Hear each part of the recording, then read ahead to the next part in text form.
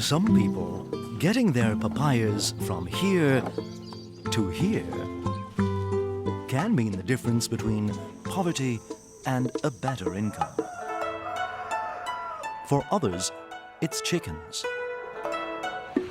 For Joseph Godounou, it's shrimp. But when this happens, disaster.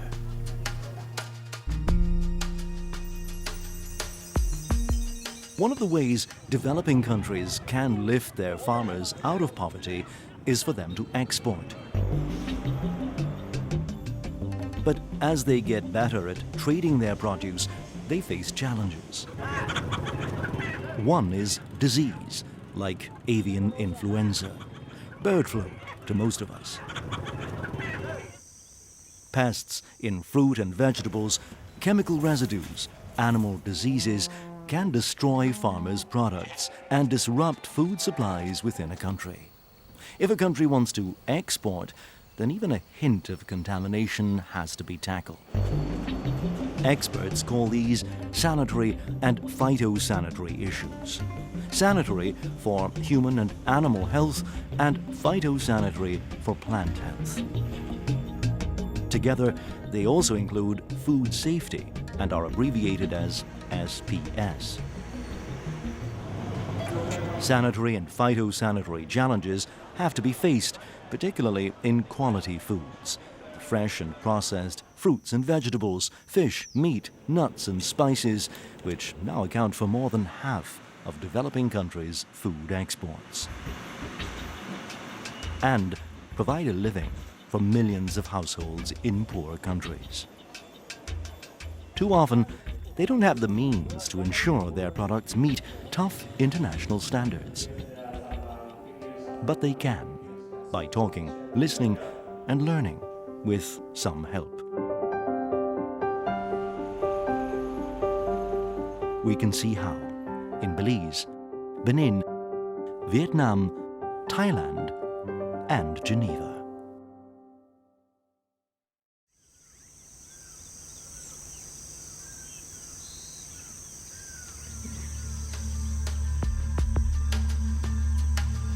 Meet Ceratitis capitata. This beautiful insect can be a real pest. It's better known as the Mediterranean fruit fly, or medfly. This insect is one of the world's most destructive agricultural pests, able to turn a beautiful and nutritious fruit crop into a rotten mess in days. Around the world, millions of farmers have a fight on their hands to deal with the medfly and its cousins. And no one wants to import these pests. So if there's any hint that there are fruit flies around, up go the trade barriers. Some farmers are winning the battle. Belize is the only country in Central America to be officially declared free of medfly. This is okay.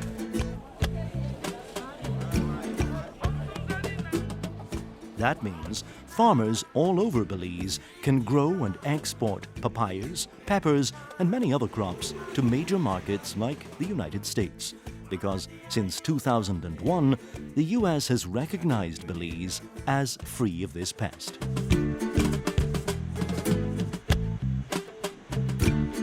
The papaya industry represents about $30 million Belize of income to the country.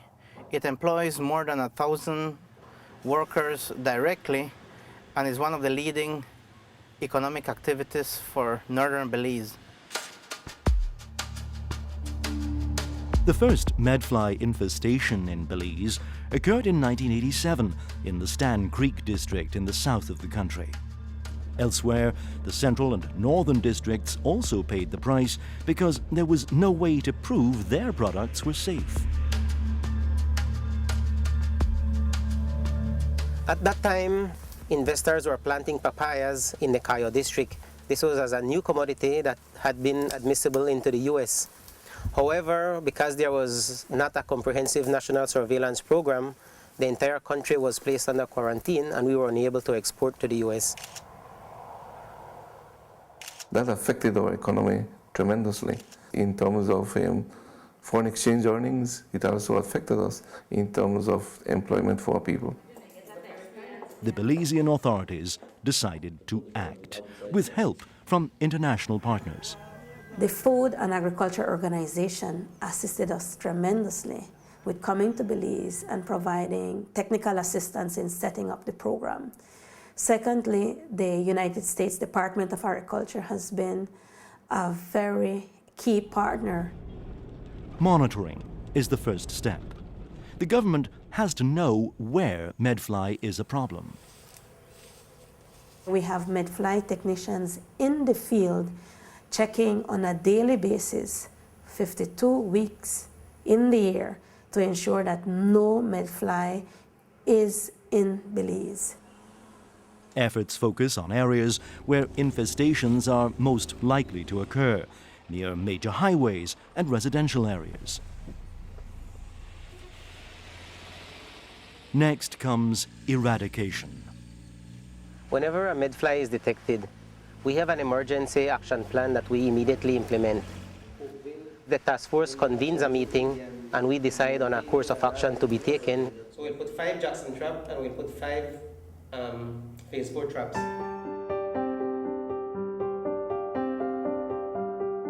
Then countries buying from Belize have to know that the fruit are safe. Every box of papayas gets a rubber stamp. With this program in place, it meant that any commodities that were outside of an infested area could still be exported into the US. This is not a straightforward fight between phytosanitary technician and fly. In the middle are people who play a complex role in the battle.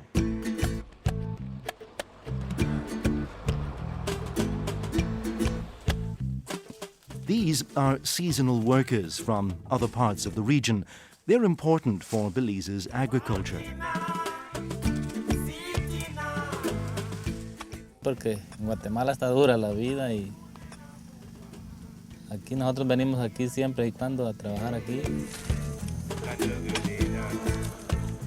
Travelers often bring fresh fruits and vegetables into the country illegally, and that fruit can conceal medfly, enough to risk an infestation. Keeping the fruit fly away is a constant challenge.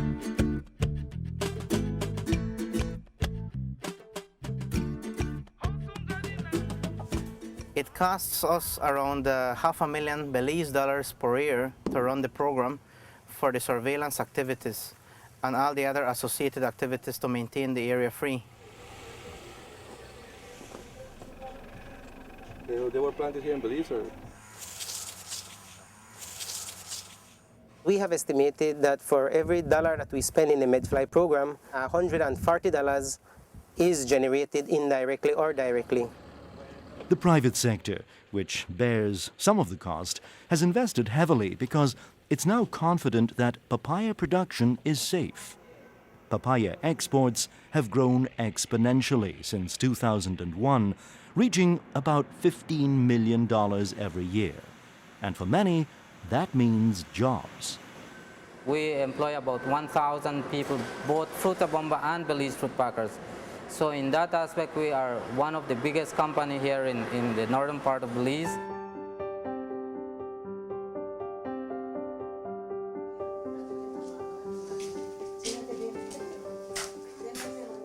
Para mí sería difícil si no hubiera esta fábrica de papaya porque yo soy una mujer con 2 hijos, no tengo marido, tengo que luchar por ellos. La papaya está dando mucho trabajo y es bueno para los niños porque si no hay por la papaya no van a comer, no van a beber. Being pest-free is a prize worth protecting.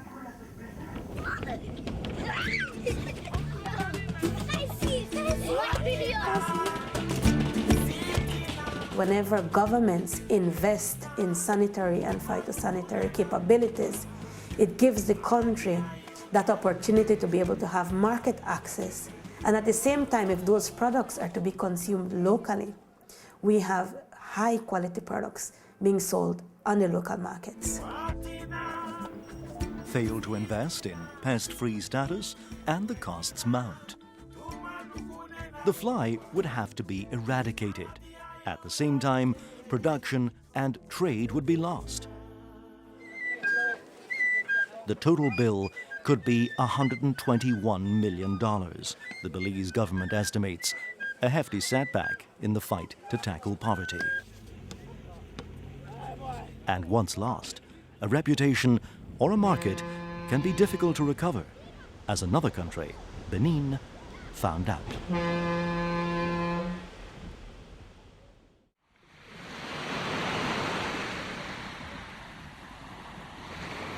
Ça a été un séisme. Toutes ces familles se sont retrouvées sans emploi. Depuis ce jour-là, nous ne trouvons pas à manger. Des femmes qui ont 5 à 6 enfants et qui se sont retrouvées dans la rue comme ça, sans emploi. Nous sommes dans la pauvreté. Tous les enfants ont déjà abandonné l'école. The problem in Benin was substandard sanitary conditions in the shrimp industry. In 2002, inspectors from the European Union's Food and Veterinary Office went to Cotonou and found a number of problems. An import ban loomed. The Benin government faced a painful dilemma. If it did nothing, it could suffer a lengthy import ban by the EU. The only alternative was to suspend its own exports. Le risque était de laisser faire et puis une suspension de la part de l'office vétérinaire risquait d'être plus longue à réhabiliter. Si c'est le consommateur ou l'acheteur qui doit vous suspendre, là vous avez un pour 15 ou 10 ans. Banning imports is one of the emergency measures the European Union or any importing country can take if it discovers a threat to the health of consumers, animals or plants. Les inspecteurs de l'OAV ont constaté que les laboratoires n'avaient pas le matériel adéquat et n'avaient pas les compétences suffisantes. Également au niveau des unités de transformation, il y avait quelques insuffisances. Ils ont parlé de problèmes d'hygiène et que nos crevettes là ne sont pas en bon état pour qu'on puisse consommer. The ban lasted for less than 2 years, but the effects drag on. Le Bénin a très peu de produits qui ont un marché naturel comme les crevettes.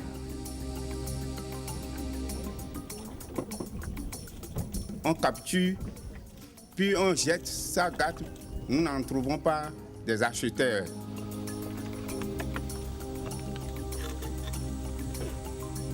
La faille trouvée au niveau de la crevette s'est répercutée sur tout l'agroalimentaire au niveau du Bénin. The government says more than 300,000 people involved in the labor-intensive sector suffered.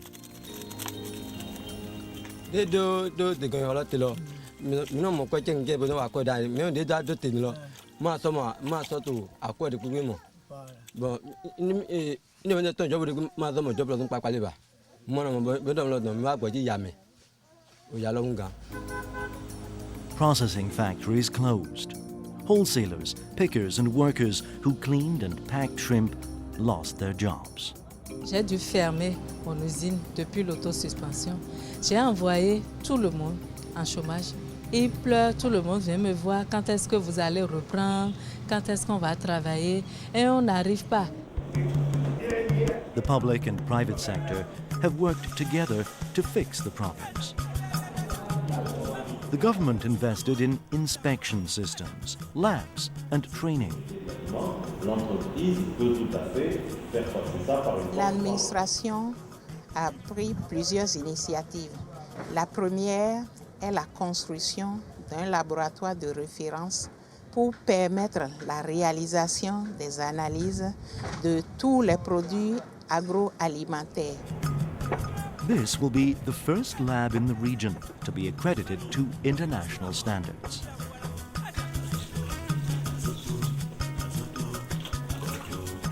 Processing factories upgraded their facilities, workers learned about good hygiene practices. So did the fishing communities. Aujourd'hui, nous avons beaucoup changé des habitudes. Aujourd'hui, nous capturons dans des plastiques. Nous lavons correctement. Pas de boue, pas d'ordures, pas de l'eau salée. Dima gbado eto amewa. Ma degaze do emeo. Ma no lo enu podi la no kodo emeo. Be mi ano kplo eto ato. Enu ke mi to fifi o gbava pe obe mi ne mi yin se wan po wan. Mi abe bolwa ela ilu. The task was daunting. It involved strong political commitment, private sector support, and international assistance.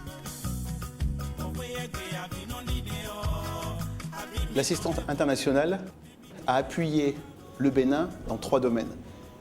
Les autorités compétentes, les inspecteurs sanitaires, les laboratoires qui certifient la qualité, et enfin tous les acteurs économiques de la filière, des petits producteurs jusqu'aux entreprises, aux industries. On va retrouver celui des langoustes.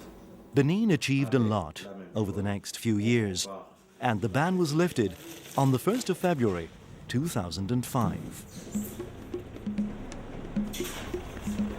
But the price tag was high, and lost markets are difficult to recover. Je vous assure que le Bénin continue de vivre cet impact-là.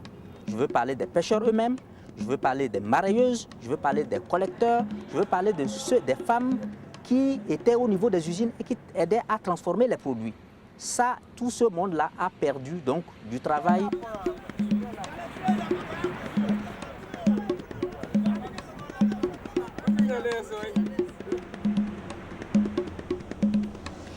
Le Bénin exporte environ 400 à 500 tonnes de crevettes annuellement. Et depuis qu'il y a l'autosuspension, le Bénin n'exporte plus de crevettes. Exporters still face difficulties. Other countries took over Benin's market share, and the private sector still suffers financial problems. Jusqu'à présent, on n'a pas pu commencer parce qu'on n'a pas le fonds de démarrage, liquidité. On n'est pas crédible vis-à-vis des banques. Ça, c'est ça.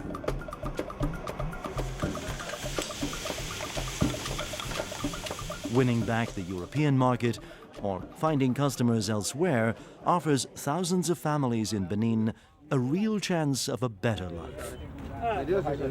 Nous produisons beaucoup, mais nous ne pouvons pas tout consommer.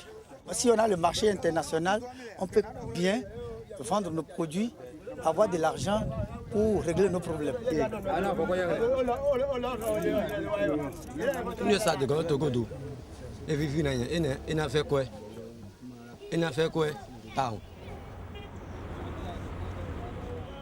Countries have to be able to implement food safety and animal and plant health measures in order to take advantage of these opportunities. It can also be a matter of life and death, as farmers on another continent know only too well.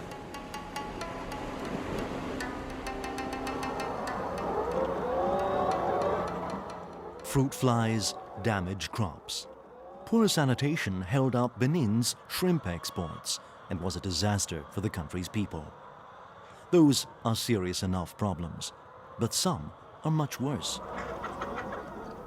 Bird flu, or more officially, avian influenza, has brought death, suffering, lost earnings, and unemployment. The current outbreak started in 2003. It was a human disaster and an economic catastrophe. ด้านสาธารณสุขนั้นเนี่ยมีคนป่วยทั้งหมดถึง 25 คนแล้วก็เสียชีวิต 17 คนนับว่าเป็นความเสียหายที่ยิ่งใหญ่มากสำหรับประเทศไทย The death toll was much higher in Vietnam and Indonesia. Over 300 million birds died or were killed in Southeast Asia by the middle of 2005. The economic cost was over $10 billion, the World Bank said. Vietnam was among the worst affected. Millions of the poorest households relied on poultry. Hoang Van Long's family depended on the sale of ducks and eggs to meet their daily needs and cover school and health expenses.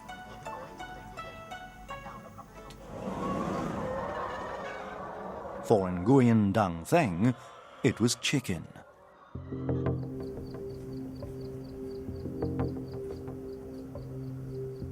Poultry traders, feed mills and breeding farms suffered too.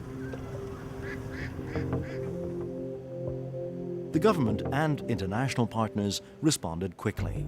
Over $2 billion has been committed, mainly at this conference in Beijing, to help countries worldwide tackle avian flu.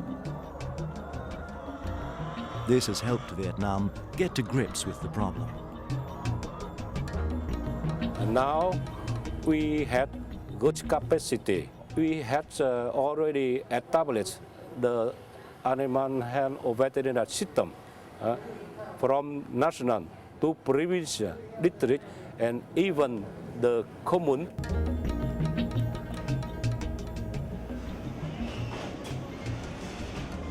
This is not a lab technician.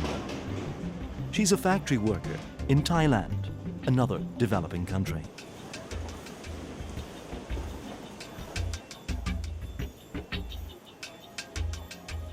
Thailand, too, was hit badly by the epidemic. Small-scale producers went out of business. Thousands of workers lost their jobs.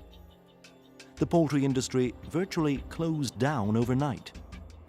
ธุรกิจการส่งออกไก่เนื้อของประเทศไทยซึ่งเคยส่งเป็นไก่สดทั้งหมดนั้นได้หายไปทั้งหมดนะครับแล้วก็คงเหลือเฉพาะเพียงไก่สุกในจำนวนเพียงแค่ไม่ถึง 20% ในช่วงที่เกิดหวัดนกในครั้งแรก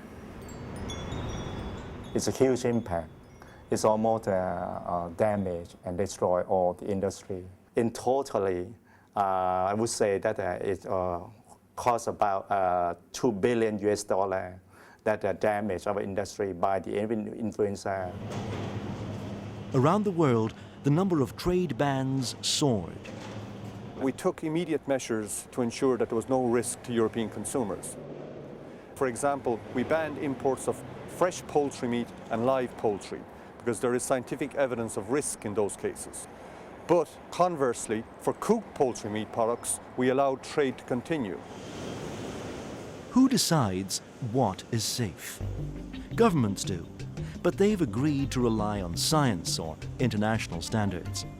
For example, even in a major epidemic, only some products are infectious, and only they should be banned. For a disease like bird flu, the most important standards come from the World Organization for Animal Health, known as the OIE.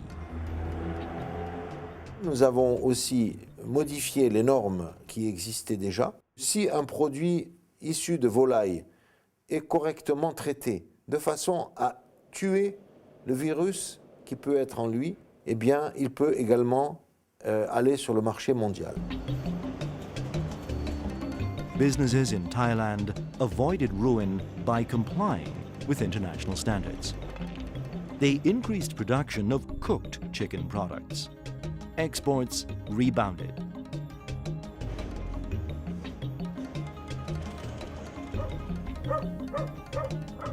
Many other developing countries don't have the same resources to meet safety standards. Governments will never give up their right to protect the health of their own people, their livestock, and their crops. But they also want their exports to flow as smoothly as possible. This poses two challenges. One is how to protect health without making it an excuse to be protectionist. The other, for poorer countries, is the hard slog of meeting international standards. Part of the answer is in Geneva. At the World Trade Organization, there's an agreement on sanitary and phytosanitary measures. It strikes a balance between the right, some would say an obligation for governments, to protect health of consumers by ensuring food is safe and protecting animal health and plant health, and avoiding unnecessary restrictions to international trade. So that essentially the goods can now trade. And this is where they discuss these issues. The SPS Committee at the WTO. Mexico. Developing countries, too, are using the committee more and more. Of course, when we participate in the SPS Committee, we find opportunities to get in contact with our trading partners to discuss our problems. Chile tiene una muy buena condición sanitaria, pero debe demostrarla. Y una forma de demostrarla es a través de los principios del acuerdo. In cases where we are not able to comply, definitely we will export less, and economic growth will go down. Bird flu has become a frequent topic. Even though the less dangerous or low pathogenic strains don't carry the same risk, some countries still block trade.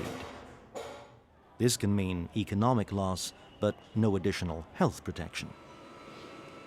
As more scientific information becomes available, it's necessary to review the measures taken by governments and to work on the basis of international standards.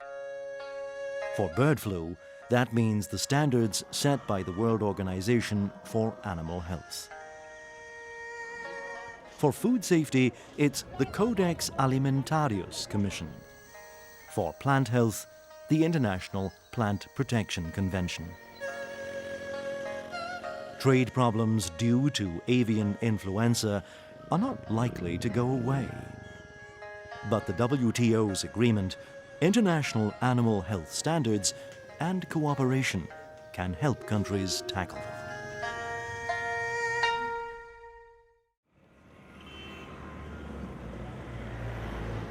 Benin